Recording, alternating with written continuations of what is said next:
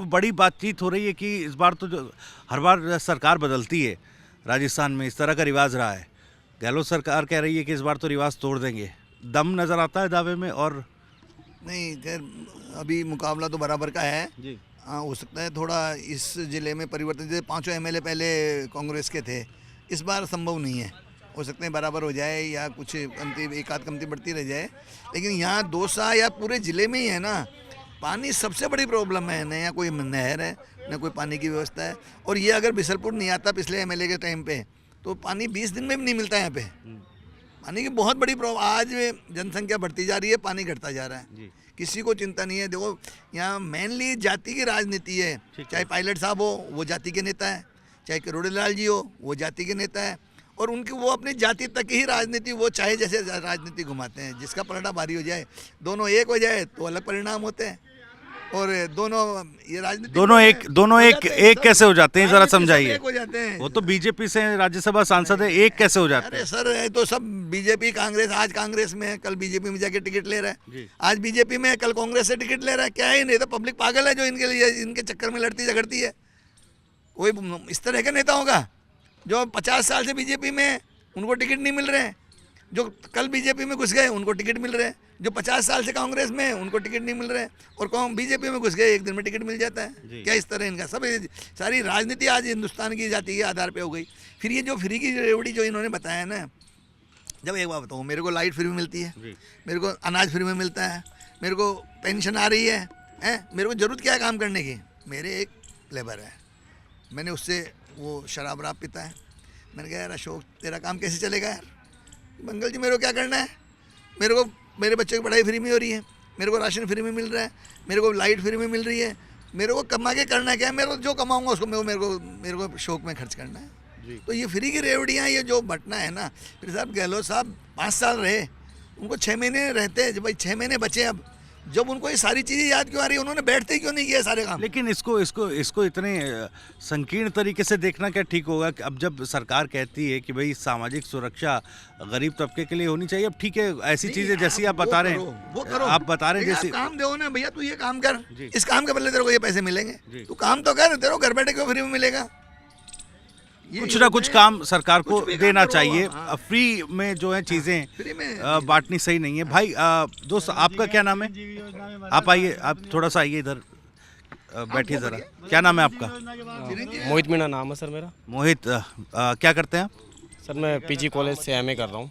MA कर रहे हैं? किस में एमए कर रहे हैं? सोशलॉजी में। सोशलॉजी आप पढ़ रहे हैं? क्या कुछ होता है सोशलॉजी में, थोड़ा सा एक समझाइएगा। जी, सोशलॉजी समाजशास्त्र के ज्ञान के बारे में, समाज के जो भी उतार चढ़ाव हैं, जो भी सामाजिक दृष्टियों से अपन लोगों को देख सकते हैं, समझ सकते हैं, उसकी ये पढ़ाई होती है। ओके, समाज के बारे में पढ़ाई होती है। दौसा के ही रहने वाले हैं? जी बिल्कुल। अच्छा, यहाँ का जो सामाजिक फैब्रिक है किस प्रकार का है? जैसे बताया अभी सब लोगों ने कि देखिए जाति वाली राजनीति यहाँ पर हावी है, तो उस सामाजिक फैब्रिक कैसा है यहाँ पर? देखिए, जो सामाजिक फैब्रिक है, जाति की राजनीति है, एक उम्र दराज तक ही है। नए युवाओं में ऐसी कोई चीज़ें हैं नहीं। जब भी छात्र संघ चुनाव होते हैं, युवाओं के चुनाव होते हैं, और इसके अंदर किसी प्रकार की जाति मतभेद नहीं होता है।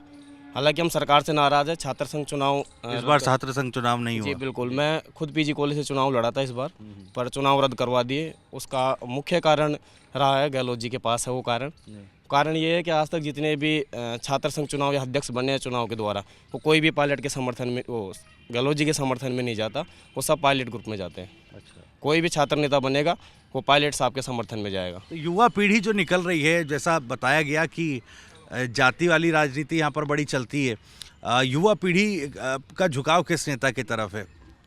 देखिए, युवा पीढ़ी का झुकाव किसी भी नेता की तरफ हो, पर जाति के आधार पे नहीं है।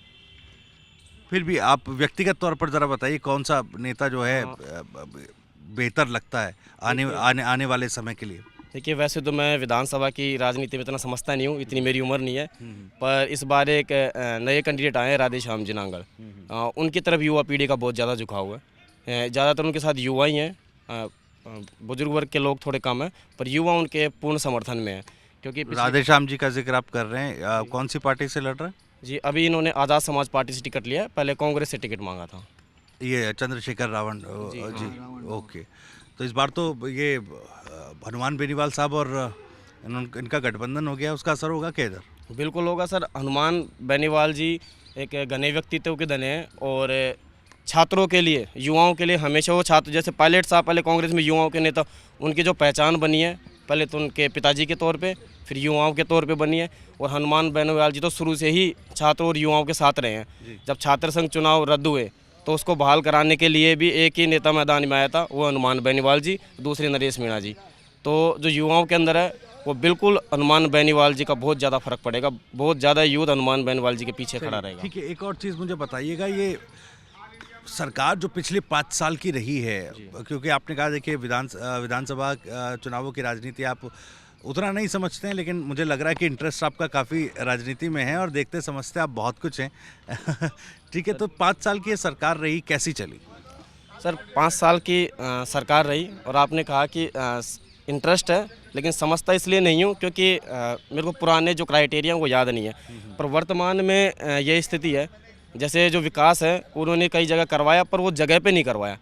जैसे ये गार्डन था जायसवाल जी ने बनवाया, इसमें कोई दोहराई नहीं है कि किसी भी पार्टी या वर्ग संगठन से रहे हो, पर उन्होंने काम करवाया, पूरी दौसा की जनता जानती है।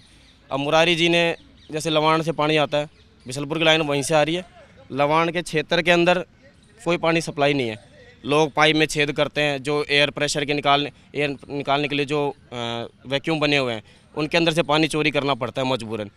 और ऐसे बोलते हैं हथलेटी पे सरचू नहीं उगती, एक बार लाइन आ गई अगली बार पाइपलाइन भी घर घर तक पहुंच जाएगी। हथलेटी पे सर इतनी बड़ी वाटिका उठ गई, कृष्ण मुरारी वाटिका बन चुकी है, तो हथलेटी पे पाइपलाइन नहीं बिछ सकती थी।